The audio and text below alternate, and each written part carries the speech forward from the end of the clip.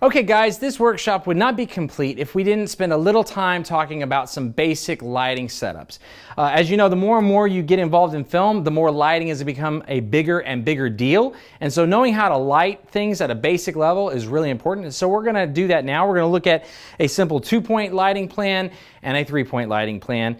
And there are no solid rules about this. You can kind of bend these rules. You can do different things to create different effects, but there is some kind of standards of lighting. And so that's what we're going to deal with right now. So right now we've got our good friend Abby here. She is going to be our model for this shoot. And you'll notice from this shot that she is very dark in this shot. It's very washed out. The background is kind of just blending into her face. And it doesn't really help that there's no light on her. So the first major thing you're going to do whenever you're doing an interview or if you're shooting a major film, you always want to light your subject. But just because you need to light your subject, it doesn't mean you have to spend thousands of dollars buying KinoFlows or softboxes or spotlights or things like that. You literally can take lights that you have around your house to do the job. So don't think that just because you don't have any studio quality lights that you can't do it, because we've used construction lights and all kinds of different lights to make this work. So right here we've got a simple light that we got from Walmart. It's pretty. It's got 5 colors on it. Fantastic. And we're going to just turn this thing on, and we're already going to notice a little bit of change in the shot. We're starting to see some light on her face. Notice that it's not straight on with her because the camera is straight on with her. It's kind of off to the side just a little bit, but it's fairly close, and it puts a bunch of nice warm light on her face, and it starts to pull our subject away from the background. And so you always want to have a good solid light right up front and try to get it as close as you can for the shot without actually seeing it. So already just this shot is looking so much better just with that simple amount of light. Now you could use something like this. This is a softbox. This is not a particularly expensive one. We could turn this one on as well, and you'll see, yes, it adds a little more light. It's a little more powerful, but if you didn't have one of these, you could just use several different lights like this or construction lights, whatever you want to use.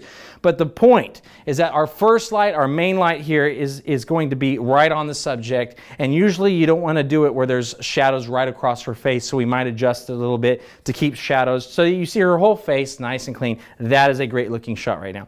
So let's add a secondary light. Now you could use a couple different lights and put it in a couple different places, but again, it's whatever you have around the house that works for you that can work. And what we're going to do is we're going to use a light called a hair light. And the reason why it's called a hair light, or a key light for that matter, is because it puts light behind the person. And by putting light behind the person, it really will separate them from the background in a big way. It kind of makes them pop. So if we turn this on real quick, what we're going to notice now is that she definitely pops from the background. The background is much darker, but she has a nice light around her. And you'll notice at the top of her head, it's nice and defined edge there. We see where her hair is defined from the background behind her by just adding that simple light before. Now, if we turned off these lights, we could just see in real effect what that light is doing. So let's turn these off.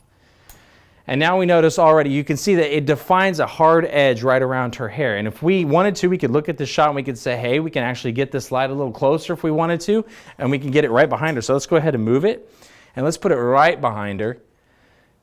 There we go. Shaking just a little bit.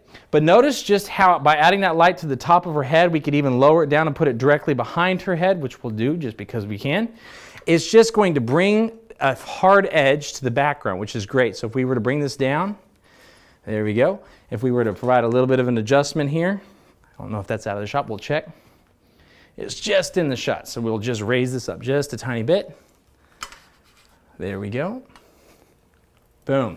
So now we have our hair light, our key light, and you can just see how it separates her from the background. It provides that nice edge. And so when we turn these lights back on, she's already really popping from the background. So this is a basic 2-light setup here. If you had 2 lights, this is the way I would recommend doing it, because one light lights the front and makes them nice and soft, and the other one separates them from the background. It gives them a nice hard edge and allows your focus to look really sharp and crisp.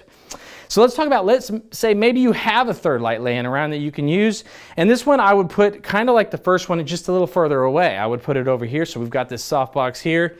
It's way farther away, but we'll turn it on, and it's going to put some light on the other side of her face, and now she really pops from the background. She's really well lit. You can see her very cleanly. The exposure looks great, but notice that these 2 lights are not the same. It's not like we brought this light up and put it exactly the same as the other one, because then her face would just have no shadow at all. By keeping it a little further from this one, our main light, it actually allows some depth to her face. One side's a little brighter than the other side, and there's some depth there. So this is a basic 2-point and 3-point lighting setup. This is the way we'd encourage you to shoot your interviews, the way we encourage you to shoot anytime that you have a subject that's going to be kind of in one location. And feel free to use whatever lights you have around the house. We've used lights like this. This is a little, it's like Pixar light. We've used things like this before to put as key lights and hair lights. We've set them behind people, and they've worked really well. If you have a chandelier laying around, I don't know why we have a chandelier laying around, but if you have one and you want to say, hey, let's use that, figure it out. Be creative with your lighting is the point.